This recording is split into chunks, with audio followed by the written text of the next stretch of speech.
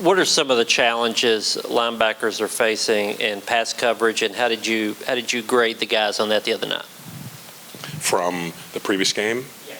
The thing on our end, some of the challenges were just some of the unique misdirection things, bringing guys back across the formation. So we just had to just continue to keep checking our eyes and make sure eye discipline is where they need to be. And often there weren't a lot of errors from our standpoint. We just have to continue to play and make our plays.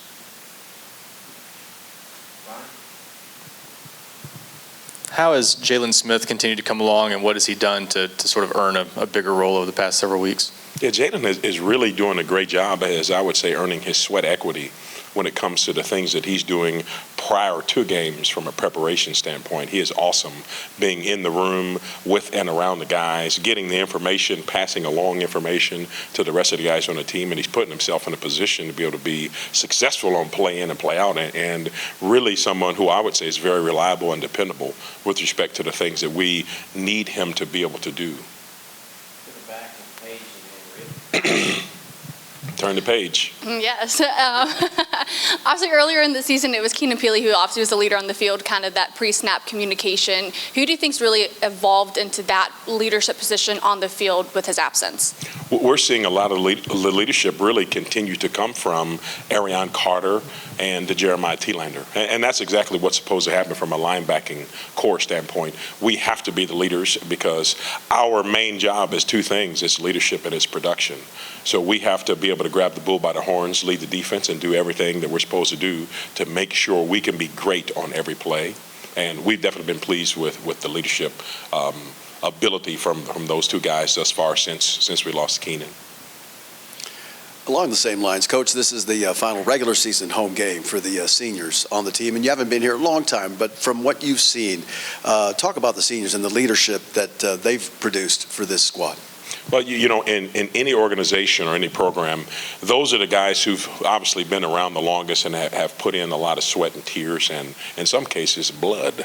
So you always want to make sure that you can have a specific dedication for those young men and or women, whoever's in the program for you, because we have a lot of respect for those guys and the things that they do. You always want to make sure you can go and represent them because there are a few moments in your career that you know you will never forget, and it's something we were talking about with our guys in the meeting room today. You're never going to forget the last game that you played at home. You're never going to forget the last game that you played on the road. And sometimes you're never going to forget your last game overall. And sometimes it could be one of those two. So we just want to do everything we can to make sure that we keep the main thing, have our preparation line where it needs to be, go represent and play for all of those seniors who's really done a great job of helping this program transform over the last 4 to 5 to 6 years. Coach, up front, Coach up front? Yeah, I got you. Okay, gotcha. Are you seeing teams try to attack your linebackers being so aggressive and fast and getting vertical up the field and use that against you? And if so, what's the counter to that to be successful when they're trying to do that? Well, usually that's part of today's college football. Because how you are on the field, they're always going to try to come after you. So we have to counter that by making sure you're great from an eye discipline standpoint. So there are times where you have to fit a gap, but also make sure your eyes are true, because if someone is telling you don't go to this particular area, you have to have your eyes where they need to be so you can really play the next play. And something that we try to do on our end is what we call try to think forward.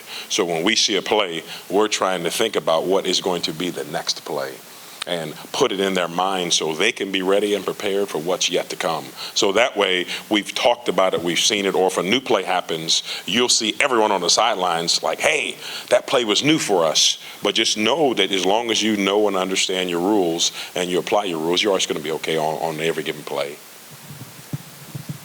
A bit of a follow-up to that. How much are teams trying to deceive you with the motions and the shifts, the extra tight end stuff you've seen in some of these teams? And what are the challenges with that beyond just the eyes? Are they trying to get false steps out of you? What are those things doing to you guys at that second level? Well, what it tries to create more what we would call inefficiency in movement, because they want you to take a false step or a misdirection step. And now it will equalize everything because everybody runs, obviously, as you know, they run so fast. It would equalize them to where if I took one false step to the left and I'm supposed to go to the right, now it gives an offensive lineman or person one more step on me, and they're in front of me getting there instead of me being in front of them. So that's what some of the misdirection things lead to, and that's what we work on from a day-to-day basis. It always starts with our eyes, feet, hands, shoulders, and eyes. Those are the 5 things that we work from a linebacker standpoint on a day-to-day basis, and we call it the Fab 5 for linebackers. If we manage and maximize those things, it will lead to efficient movement, and that's all you want. If you can have efficient movement on the field, you're going to love the results often because most of the time success is going to find you. 3 more, Patrick, then Coach, you guys as a defense have obviously played really well over the course of the entire season. You coming into the program, what has impressed you about how Tim Banks has sort of put this defense together and has his defense playing as well as you guys have played throughout the year? On my end, I feel extremely fortunate because I know I'm probably with one of the best coaches in college football in Tim Banks. So having him and his mind and his leadership around the guys, it just adds to all of us being able to work very good as a staff. So when you have someone like him, you want to work better, you want to work efficient, you want to make sure that everything that we do, the players could be able to experience success on any given play. And that's what you're seeing as we continue to take steps. But believe me, it has been a great blessing to have an opportunity to work for Coach Banks. Your linebacker room has several underclassmen who have played a lot of football. Do you see inexperience hurting you all at times? Has that tested your patience in assessing their play? No, the biggest thing that inexperience does is it allows the slate to be clean. Because for me as a teacher, that's my responsibility to make sure that everything's going to be fine. Now, I have to be able to think forward to see the booby traps as they come.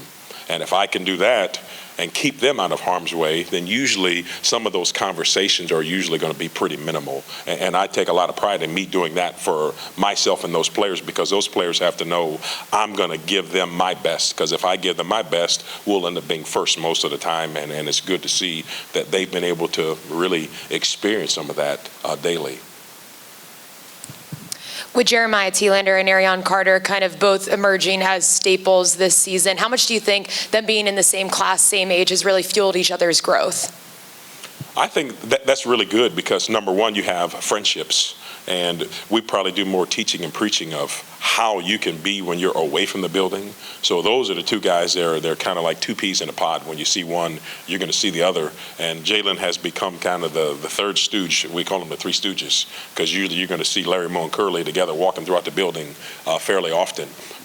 And most of the guys didn't even know who the 3 Stooges were. So I had to explain it to them. We had to pull it up on the internet. But seeing those 2 guys work together, and that's what you want from a leadership standpoint. You want those guys to be building and developing together. And we know when we get our other recruits here, that's the message we tell them. This will always start with leadership. I'm going to train you to understand how to be a very good leader.